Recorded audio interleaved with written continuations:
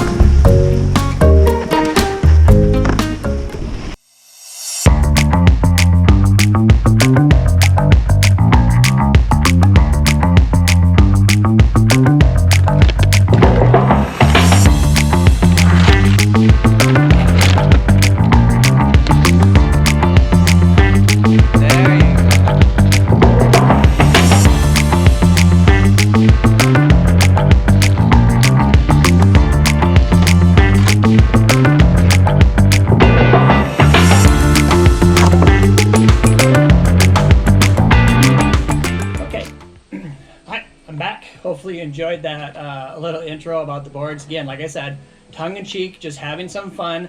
Obviously, it's summer here. I'm out on my deck. I'm not able to ride the boards, but I did throw in a couple of shots from last year and the year before, so you can get a chance to understand what they look like in general. They're fun boards. They're playful boards. Blank Snowboards has put together an incredible program that's geared towards getting everybody onto snowboards. Right now, the prices of snowboards are like $500, $600, and that's incredibly expensive for a board. You can get these boards in around the $250 to $260 range, and they're quality boards. They're just as good as any of the other company products out there in terms of how they perform. And then we're also trying to help give you an idea of a little bit on the sizing to help you understand, you know, what size makes sense depending on the style and type of your riding. And again, this is the all-terrain, all-mountain board, and I'll explain where it fits. And then the one that's closest to you, all right, is the park, or what they call the play jib board. Both of these boards have distinct style of ride. The camber board is a camber board, which means that when you press down through it as you push into a turn, it's going to create an effective edge that's going to allow you to carve, and it's really good at it. It basically plows through crud, it plows through powder, it plows through every type of condition just fine. It's solid over jumps. It's hard to rotate. It doesn't rotate as effective as that park board does. At 155, it actually rides like this 156, which is literally sitting next to it. And the reason I brought this 156 out is to show you that in essence, this 156 looks shorter than the 155 from a standpoint of ride. Part of that has to do with the amount of camber that's put into each of these boards. They have a different ride. This is an incredibly stable board in the backcountry or up in what they call the bowls. It's awesome for riding the bigger parks out in the mountains. It's not as awesome when you talk about Midwest parks, which are a little bit harder, they're a little bit crustier, and they're shorter. And so you're hitting and popping through different types of tricks faster and quicker. That park board, awesome for Midwest riding. And I would downsize if I were to get that board. I am a 9.5 rider, about 165 pounds, give or take 5 pounds, depending on the amount of biking I'm doing. That board works great. It's a 150. This is a 155. That 150 is super fast, super light, super spinny, easy to get on and off tricks, easy to get into a 270, 270 out, easy to spin a 540, 720, 900s. It's going to give you a lot of tail pops. So as you pop off of the jumps, it's going to give you that little extra boost. All right, that little ollie that's going to get you up into the air to give you your rotation so you can get your grab, you can get your trick in. Okay, this board is a lot harder. It's got a narrow waist, so for big feet people, it's a little bit harder to set up, so you're gonna have to ride duck, okay?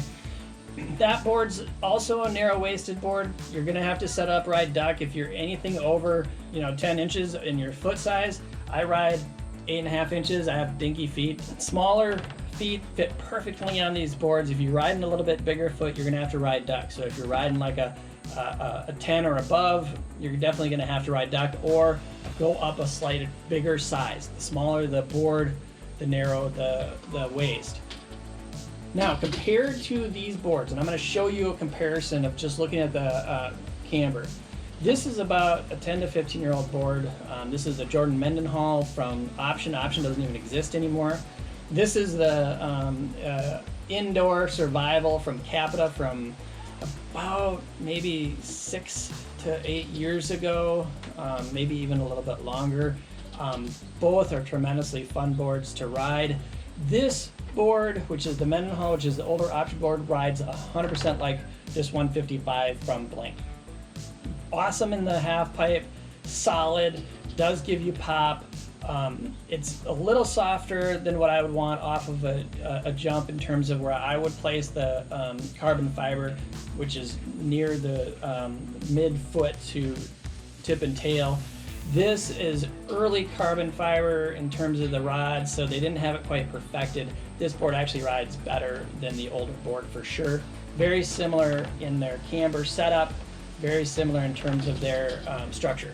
The Capita board, this is a very light, very poppy board. The camber, you can see even after 3 years of riding, is still in that board. I've ridden all 3 of these in the half pipe, and this board just pops and flies. But it's sketchy, it's quick, it's maneuverable, it goes side to side super fast, but it has some twitchiness to it, which means that if you're not on top of the board, it will buck you. All right, and then lastly, you have the reverse camber board, which doesn't even fit in with these camber boards. That board is meant to go fast turn side to side. Whole reason why you have reverse camber is so that you can go edge to edge really quickly. You don't get as caught up on the edge. You don't have to work as hard to get the edge to move, which means going into jumps, going into rails, your setup is easier, it's more efficient. You're not going to hook up when you're on the rail because you don't have to press down through the board to keep it engaged on the rail and cause it to slightly arc a little bit when you do get that gauge, which means it can catch edges. It's not going to catch an edge. You're more likely going to be more effective in terms of your park play, especially on the hard crust here in the Midwest. All right, so we've talked about the boards, you've got the intro, this is the fini, all right, or the finish, it is what it is. All right, so recommendations. I would recommend the park board for riding in the Midwest. I'd recommend the all mountain, all terrain board for riding out west. Big mountains, all right, where there's not a lot of ice and there's not a lot of hard crust, and you're gonna mostly be in what's considered real soft snow for majority of the time. All mountain board. If you're riding in the Midwest, And that basically is anything from North, South Dakota, Nebraska, over to the east. You're going to want to go with the reverse camber. And I would downsize, okay? I normally, as you can tell from the past, this is a 154, this is a 156, this is a 155. I used to ride 154s and 156s, and they were just fine for my size and weight. Okay, again, reminder, I'm 5'9.5". All right, I weigh about 160 to 165, depending on the time of the year. And I do fine with these lengths of board riding, you know, doing tricks, rails, down flat downs, bridges, battleships, you know, waterfalls, seas, you name it, boxes, and so forth. These boards would be fine.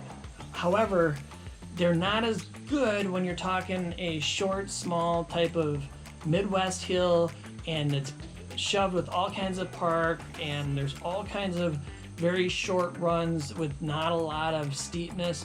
You're gonna wanna go with a reverse camber with basically a shorter board. That is a 150, right? So basically 4 centimeters to 6 centimeters smaller than the boards across this plane. It rotates faster, it pops quicker, it's easier to maneuver. You can go down to a 150. I had a friend of mine and an associate who I coached for a long time, who rode a 149, and he was 6'1". He weighed about 155 to 150, depending on the day and time and how much he ate. You could go down to a 150. I think if you're over over 6 foot though, then I would go up. I'd go up to the 153 size board, or the 152, depending on what they have available, and you'll be okay, right? I would not go up to the 155 or the 156 or even the 154 if you're riding Midwest. Okay? Now, if you like this and you like what you're seeing, please support the channel. See ya.